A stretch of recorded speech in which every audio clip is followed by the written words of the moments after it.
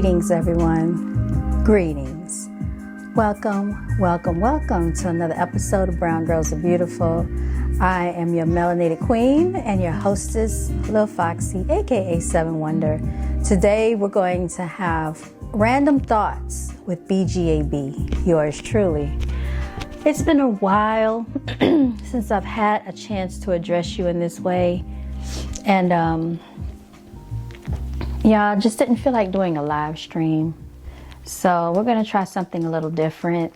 Excuse the kitty cats in the background. I don't know what their issue is. Tinkerbell has been very needy lately. And Prancer, move. Come on. My apologies for this, y'all. They are like little children. They really are like little children. And they vie for attention, even though there's two of them. They don't really get along too well. One is a male, Prancer is the male, Tinkerbell is the female, and they're a couple of weeks apart. She's an Aries, he's a Pisces. Right now she's playing with one of her balls, but I don't know what's been going on with her lately. She's been extremely whiny and needy. So that's what's been going on with her. So yeah, I just want to have random thoughts today. So random thoughts, let's get into it. First of all, let's give thanks. We want to give thanks that we're still here to fight another day. We want to give thanks to the universe that we still have the necessities of life. We have a roof over our head. We have warm multiple rooms and beds that we can sleep in at night. We have somewhere to call home. Some people don't have that. A lot of us, we still have family. Thank you so much to my spiritual ancestors and warriors for fighting for me behind the scenes, y'all. I want to get into it. So without any further ado, we just want to always give thanks for the little things, because there's so many people behind the scenes trying to tear us down, trying to tear us apart. And one thing I will say is this. Melanated people definitely, we are living in dysfunction. A lot of us are living in dysfunction because of other people. And, it is no fault of our own. That is one thing that I noticed when I moved here from Germany many years ago, was just the complete disconnect that people have with one another. People have a whole different mentality here in the United States. And I don't know if it's a civilian thing versus a military situation, or if it's just an Americanized way of life versus being out of the country and experiencing a different culture with a different background. But I do know that, we were raised in a respectful manner by my mother. She taught us how to represent ourselves as ladies. And what I'm seeing right now in society, that's not the case, you all. Just to be kind of transparent, I've had a lot of discrepancy with jealousy when I moved here to the United States, and it has not stopped even as an adult. I did not experience this so much when I was younger living in the military. And I think I've spoken about this a little bit on my platform, but I'm just going to give you just, a synopsis of some things that I've experienced. So what I will say is this, like, being that, on my father's side, I guess you would say that they are a little bit different looking. Our great-grandfather appeared as though he may have come from a different country. I've never met him, but I saw video footage of him. And because of that, my father's mother looks differently. And so she had multiple children, and they all came out looking of a different ethnic background. So you all, I remember, people used to tell me that they felt like I had Asian descent in my family.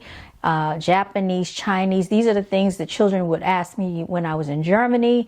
Multiple times I used to get so irritated. Are you Japanese? Are you Chinese?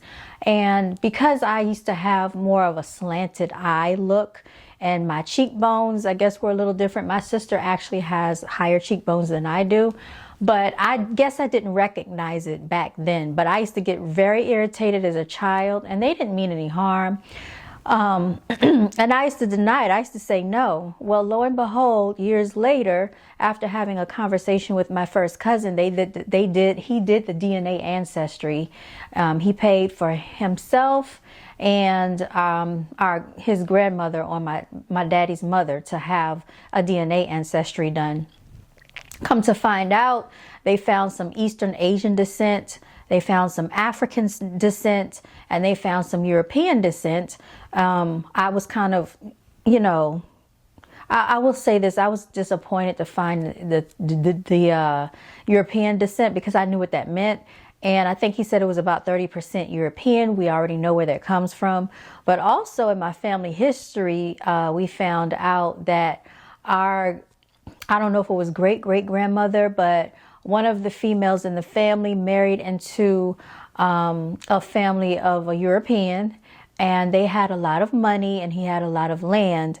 And therefore, this explains what my daddy always told me, how they had all this land. And he always told the story of how they were swindled out of the land, basically being devalued, underpaid. And a lot of melanated families went through this back in the day because they did not know the importance of ownership. Hence, that's kind of something that I want to touch on, something that I want to talk about today.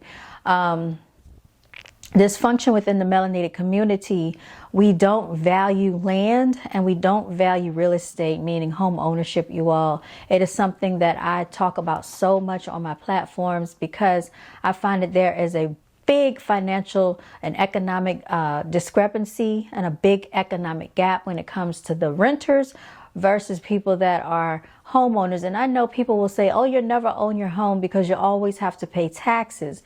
But I just want you to understand the importance of home ownership and the advantages of it. I'm not going to make this a real estate lecture right now, but I do want people to look into home ownership and purchasing, even though the interest rates are on the higher side.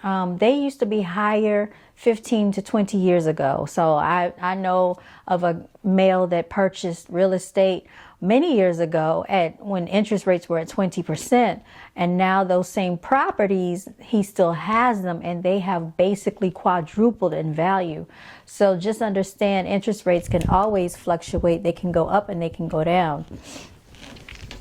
So it's nothing to be scared of, you all. So just take the leap of faith and take the plunge. Sorry, I'm adjusting the lamp here. So with that being said, if I could give you examples of like paying rent, say you paid, $1,500, and I don't have my calculator in front of me, but I'll use my iPad. I'll see if I can do that. If I could pull up a calculator on the iPad.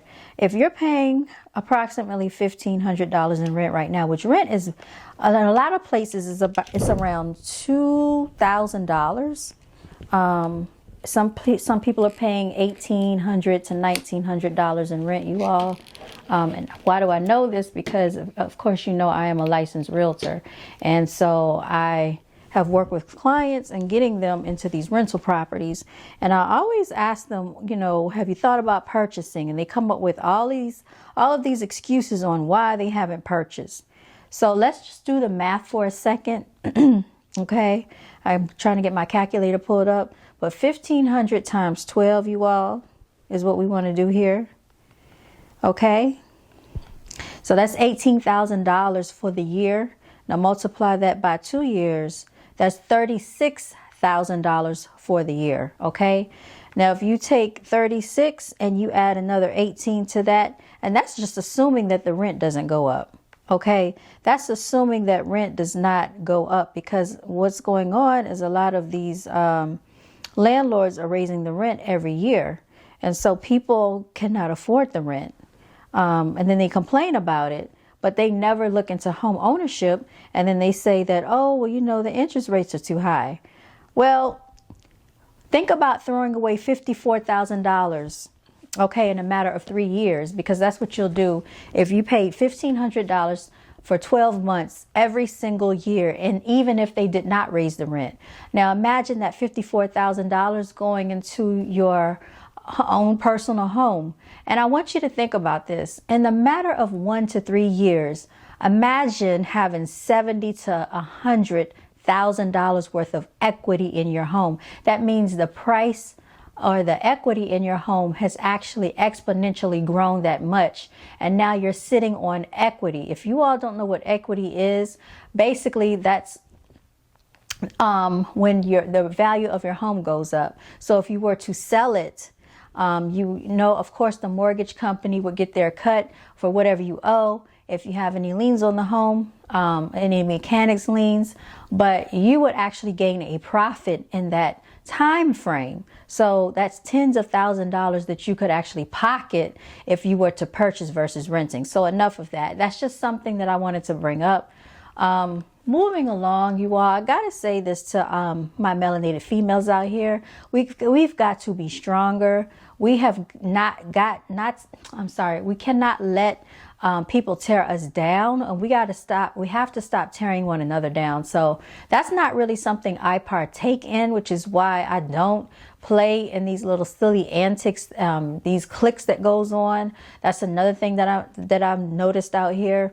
But I know that there are a lot of females that are jealous of one another. Like I said, I've experienced a lot of that in my lifetime, and I probably will continue to always experience that. Females are jealous of you because of simple things such as your hair, because of your looks, because of your personality, because of your wardrobe, because you have a husband, it's just a lot of material things that they could be jealous of, or just because of you. It's just because of your professionalism, because of your intellect. And sometimes when you don't subscribe to what they have pictured of you in their minds, they feel intimidated and they will start to antagonize you. And we don't have time for that. You all just have actually gone through that, and maybe I'll speak to that a little bit later.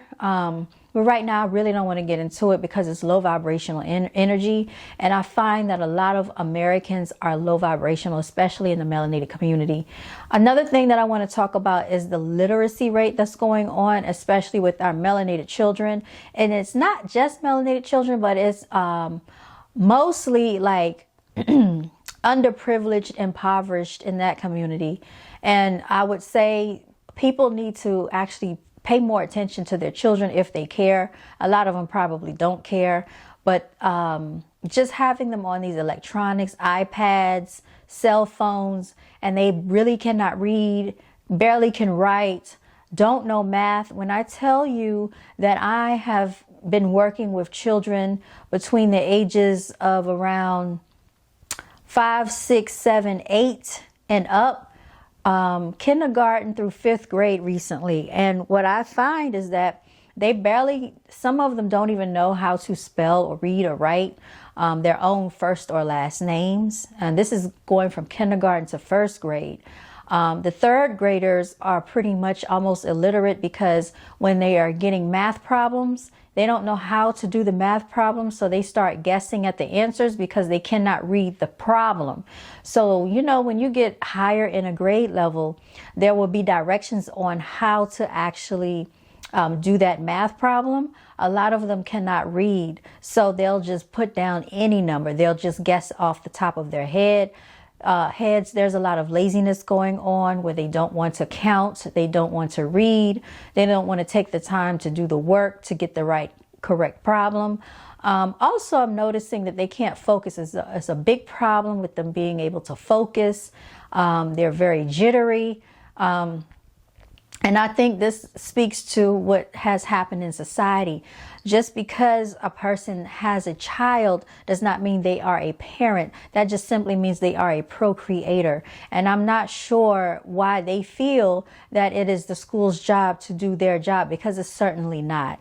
So if you really care about your child, you would care about if they're able to read, their literacy. So for Christmas this year, people should be buying their children books and reading the books with their children instead of buying all these unnecessary PS, 4s, 5s, PlayStations, Nintendos, all of these Video games are very unnecessary unless your children will be playing some type of educational game. And I doubt that's really going to happen. YouTube should be limited unless it's going to be educational. You know, you have TikTok, you have Facebook, you have Instagram.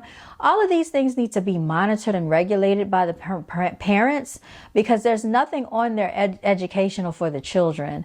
Not that I'm aware of that's really going to help your child. So if these things are, you know, taking precedence in their lives, I would think that a child's parents would think that this is very important and they would want their child to have some type of literacy. So aside from that, there's also a big instance of the melanated community being very financially illiterate. Okay, they're extremely financially illiterate. What I mean by this is they don't practice saving. They don't practice holding up their credit. They don't practice just maintaining their finances in a responsible manner. Like you all have heard me talk about on the channel, life insurance is extremely important. It is precedent in this lifetime, because things do happen unexpectedly, and you all GoFundMe is not a life insurance policy. Okay, PayPal and all of that is not a life insurance policy. So it should not be that when something happens to a loved one, now you want to put up a GoFundMe and a PayPal. People need to be more responsible as adults, and life insurance policies should be taken out on children as young as infancy. So as soon as your child is born, you really need to be picking up a life insurance policy. And yes, you can afford it. Life insurance policies are not even, you don't even have to pay $100 a month if you don't want to, but have some type of life insurance policy for your children. You can even have life insurance policies and pet policies for your pets, pet insurance. So you all, these are just some things that I wanted to talk about within the melanated community. But I also want to say that, you know, I really feel that we need to experience other cultures and start traveling more, because it's almost like we don't have a culture. And I don't believe that hip hop is a culture. Hip hop is a music genre. So, you know, falling in line and in tune with these rap lyrics, we really have to stop partaking in the silly antics and the nonsense that's being pushed and the agenda out here. And also, I want to say, everybody really ramp up your immune system this year, because they are raging war out here. There have been sickness going around. People have lost their voices. I actually was attacked by this germ because I was around these germ incubators called children, and my immune system usually is pretty strong. I had not been sick in about 2 years.